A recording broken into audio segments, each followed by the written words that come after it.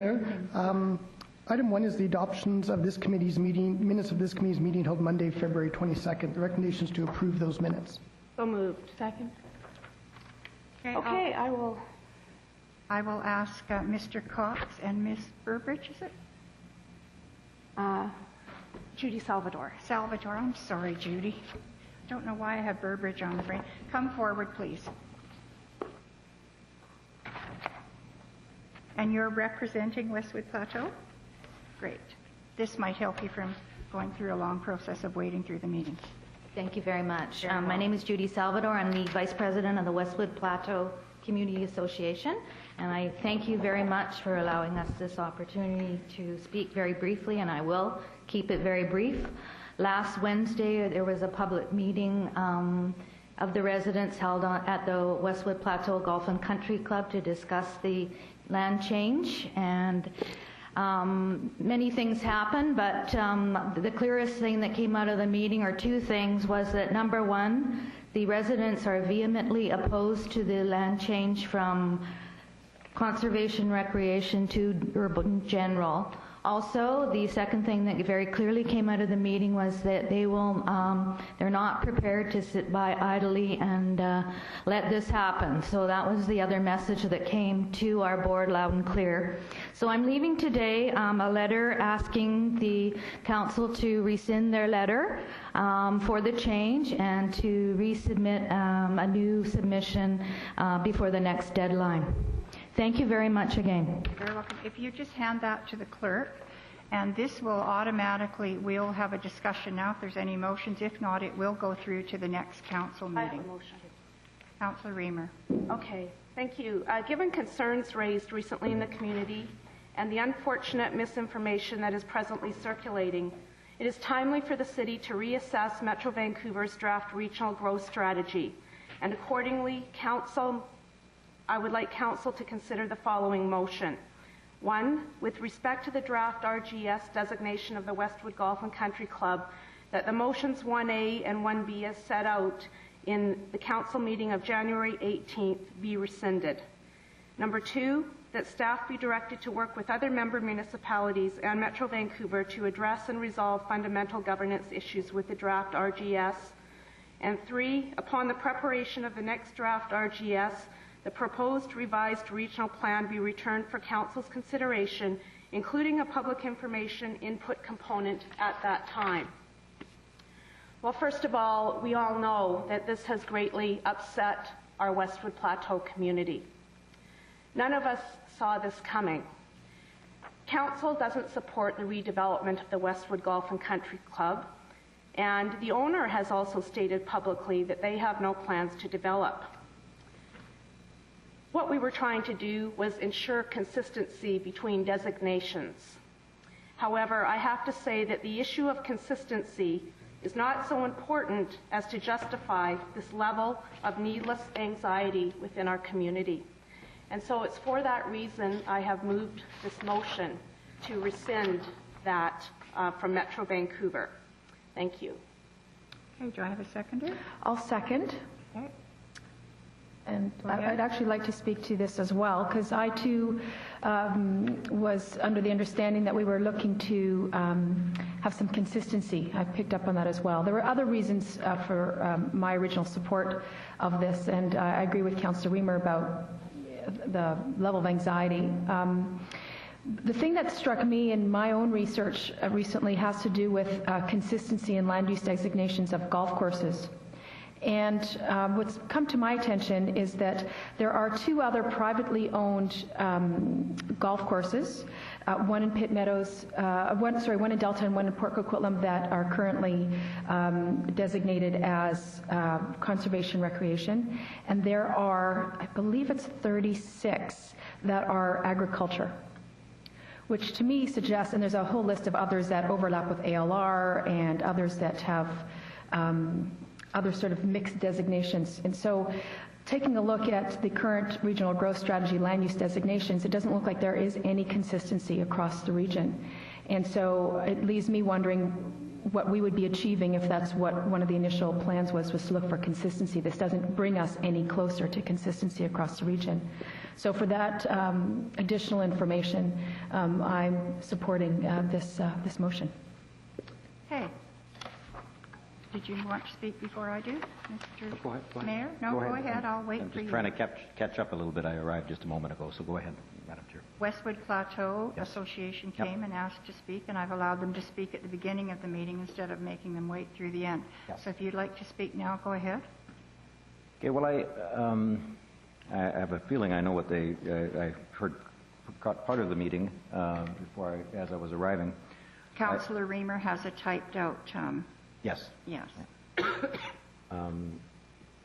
Well, let me read through the motion if I could then, and Go ahead. You could go ahead. Yep. Yeah, we've had council members have had lots of discussions on this issue. We're trying to figure out how to maintain a principle of consistency, and that was the request of staff made to council on this particular issue. At the same time as we're trying to protect the process and to make sure that the residents are heard. And I'm challenged this time, sadly, because there's a lot of Coquitlam residents that have had sleepless nights on this issue, and it's an issue that has been, unfortunately, been the subject of a lot of misinformation by some individuals. And unfortunately, they call election and by-election season, they call it silly seasons for a reason, because there are some candidates who are willing to spread misinformation and to use politics in a way that causes a lot of angst among residents. And I'm disappointed by that level of fear-mongering that has been perpetrated here, because council was trying to do the right thing, and I think staff are trying to do the right thing, and it is entirely appropriate that we stand back now because of the level of misinformation and the level of angst that's out in the community. And it originated, well, I won't go there. I will say, though, that there was a meeting that we were invited to, and I want to apologize again for my own absence, although I did phone as soon as I got the invitation, I phoned and said, I'm sorry, I'm all of February and most of March, I can't make that night. And I explained that the best way to set up that kind of a meeting is to contact us ahead of time and make sure that it's a night that we can make it, because every member of council is busy, and I know my council colleagues many of my council colleagues were in a similar position. Unfortunately, that wasn't transmitted to the audience that night, I gather, and that's sad. I think that as a result, there were many people that had the impression that council didn't care. And on the contrary, my council colleagues care very much about this issue, and we care much more about the feelings of the residents of Coquitlam than about consistency, I suspect. And as has been pointed out, consistency probably isn't as important as the feelings of our residents, particularly if our residents are feeling angst over misinformation that's being spread in an election season. So I'm entirely supportive of withdrawing that. Hopefully this will actually point out very clearly that council has never had an agenda here. There is no intent to allow the development of the golf course. In fact, I will stand by my previous statements that I don't think it's actually possible. There's no way that the golf course could be developed. But just to show everybody that that's never been an intent, and it certainly isn't a possibility where I'm going to support this motion, and I suspect council will as well. Thank you. I will not be supporting it, and for the reasons that I've spoken to you. The regional growth strategy is nowhere near being complete. And when in the past 20 years, that we've had people come into City Hall and they have angst over a lot of issues, we have tried to have meetings so that they can understand the issue better. And I don't believe there is a good understanding out there of the issue. And angst, yes, I have spoken to as many people that have phoned me, some have emailed, and I have responded. My problem is that the Livable Regions strategic plan is deeply flawed. And now we are going through a regional growth strategy that, in my opinion, at this point in time, is deeply flawed.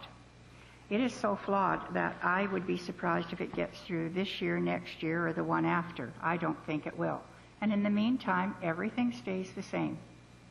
And it's going to stay the same. What I don't believe, I have a lot more to say on this issue, but because this is going forward to a full council meeting, I have a lot of points I want to bring out, and I'm going to be bringing them out to a full public agenda. I don't take the easy way out on things, but I do look after those people that I'm entrusted to look after. And by God, that's what I'm doing now. I will not give control over zoning our city and control over zoning industrial, green area lands and industrial area lands over to a board that only, of which 2 members give a hoot and heck what happens in Coquitlam. And it just isn't going to happen.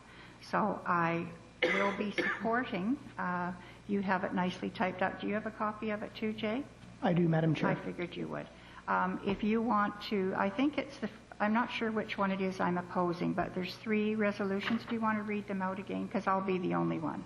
Correct. I could also put it up on the overhead if members of the committee would find it useful to have it in front of them. Sure, because I don't have it. You have it and the others have it, but I don't. I don't have it.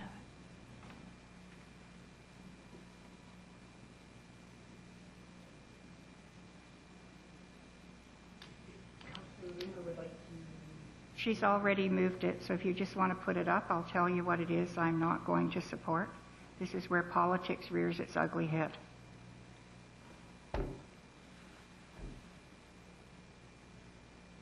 No.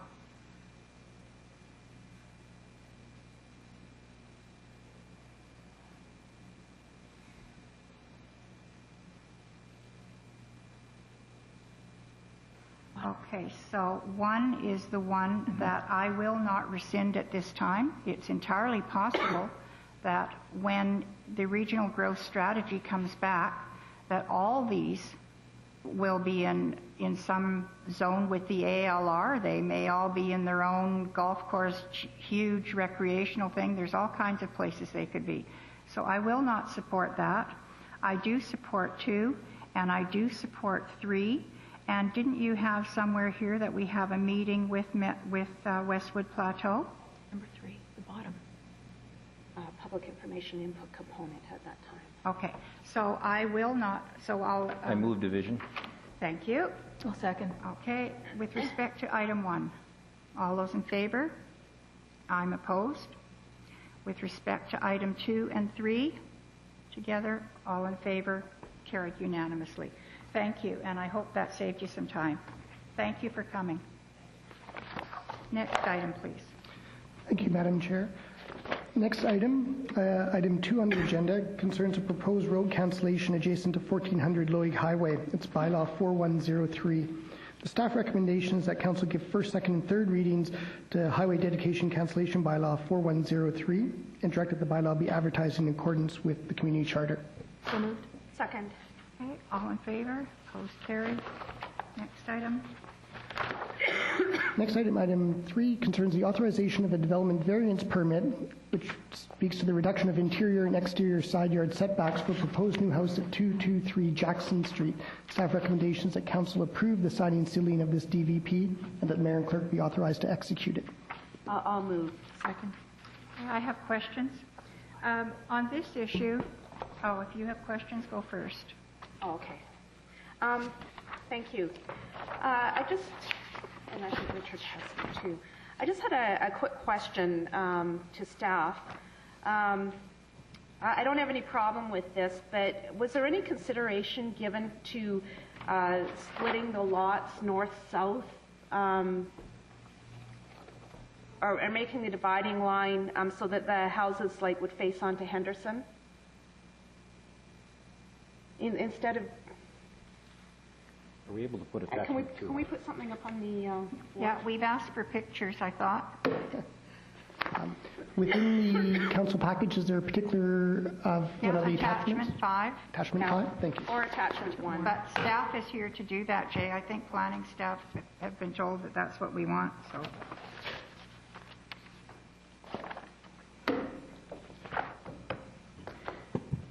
Thank you, Madam Chair. In response to the councillor's question, I believe that the discussions with the applicant did include that suggestion But the applicant indicated that he wanted to orient the lots as configured, shown on the attachment, which is coming up there with regard to the east-west rather than the north-south configuration.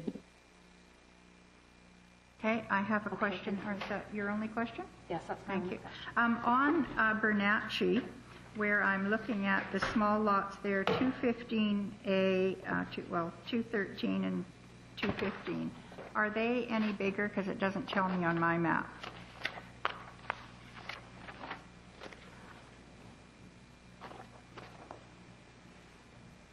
Attachment 1.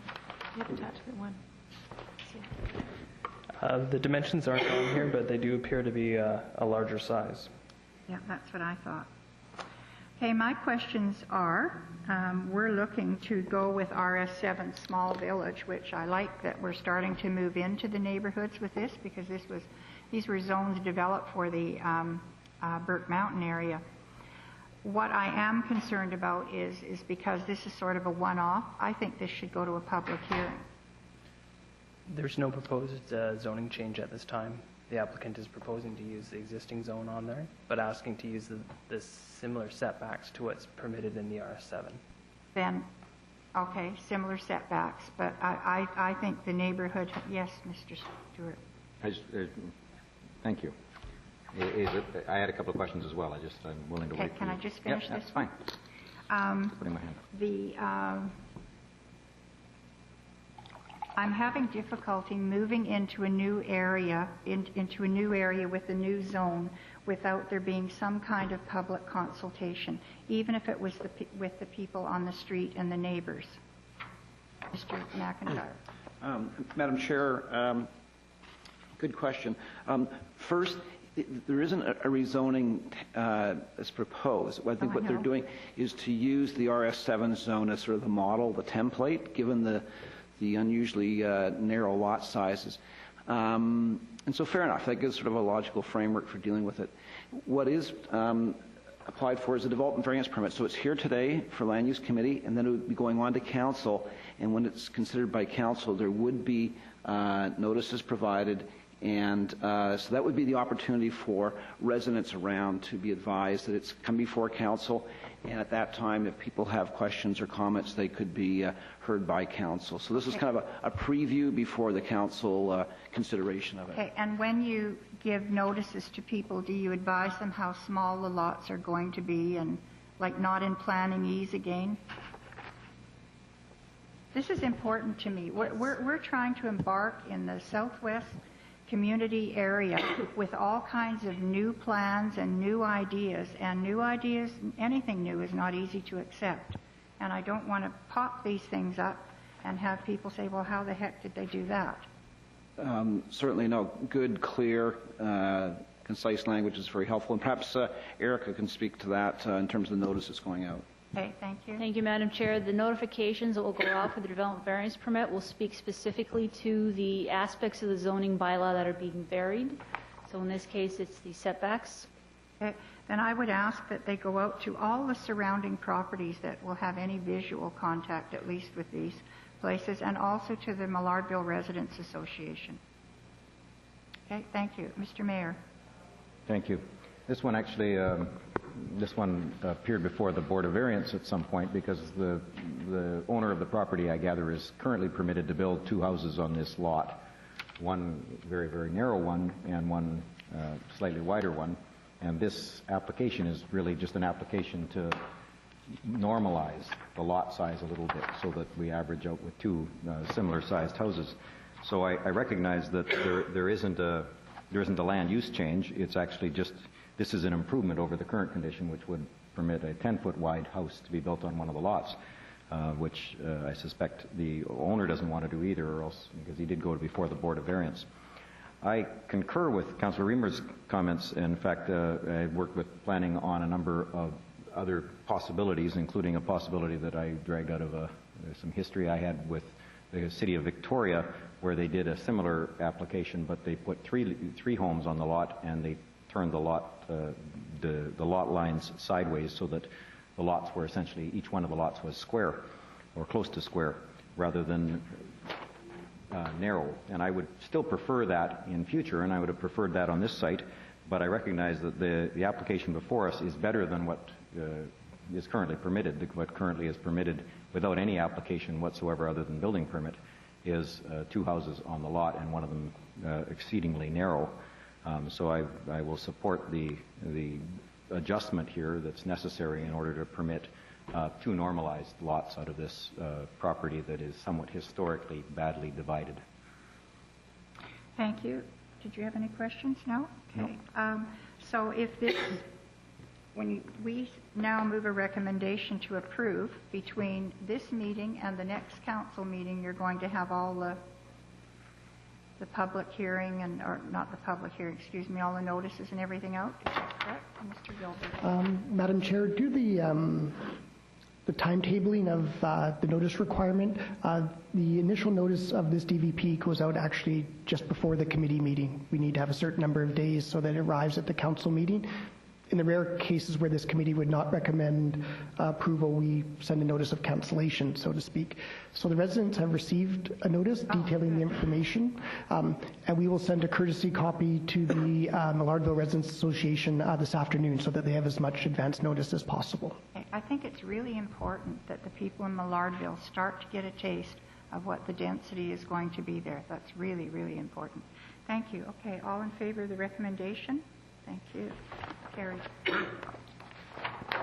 Item 4 is zoning bylaw text amendment to the RM2 and RM3 apartment zones, RT2 townhouse zone, and definitions. This is bylaw 4106.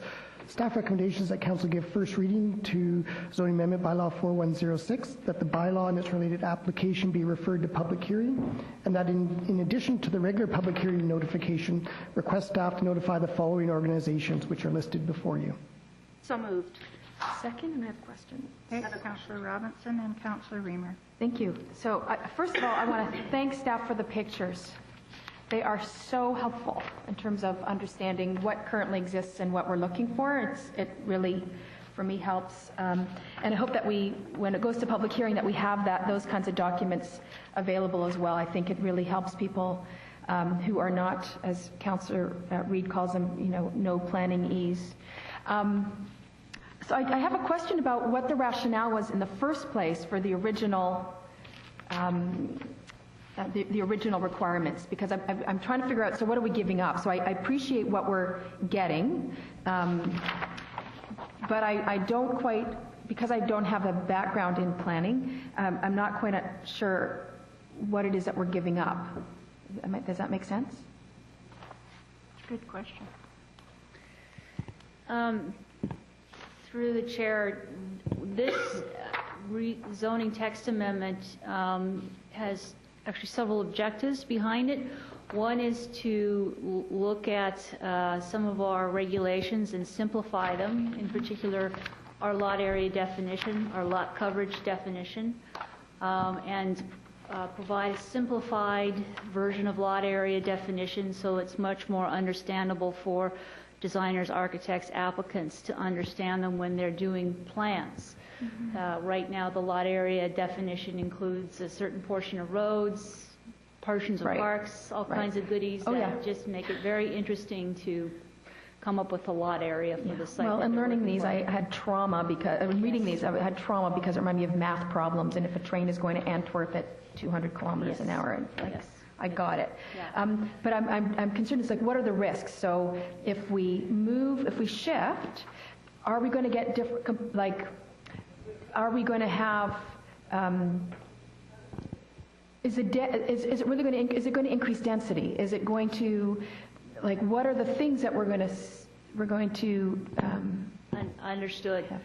That was one of the reasons we hired an architect to do some testing for us with regard to these proposed changes, and they took a look at several selected sites around the city, existing sites with these zones, and we had them test the density, the potential density of these sites relative to the new lot area definition. And if anything, we may come out on the more conservative end given the site. So we may be coming under density versus what we are now providing for given our lot area definition. Okay. Thank you. You're welcome. Councillor Reamer? Thank you. Under the RM2 and RM3, we're removing density bonus provisions and including them within the outright density. So my question is, what were the density bonuses for? In what circumstances were they? We had a variation of density bonuses in those RM zones, some of them very minor, to encourage concealed parking. I think in some cases 0.2. Okay. Concealed parking is probably going to be a given anyway for a lot of these sites, Yes, given the site size. So it's, again, removing a lot of these density bonuses that were very minor and for interesting things like concealed parking and other sundry things, simplifying those requirements again. So it's just a straightforward density bonus. I think the one instance is now where we are actually including a density bonus is for the RT2, and that's the only case. Great. Thank you so much. Okay, I had a question. A few weeks ago, or at the last meeting, we had turned down anything to do with not having a loading zone on site. I don't see it mentioned anywhere in here, so it's not included in some fine print somewhere, is it? That is correct. Just thought I'd catch you. And on the public consultation, the comment from Mosaic, they say would make previously challenging sites more viable. Now, are you just saying because the challenge, like I want to know if I'm missing some small little thing here, but are you just saying the some sites aren't viable because you simply have too little lot coverage and you can't make it an economic possibility? Is that perhaps what they're talking about, or is there some other comment I should know about in their reply? Going from 30 to 50% is a good chunk of dollars.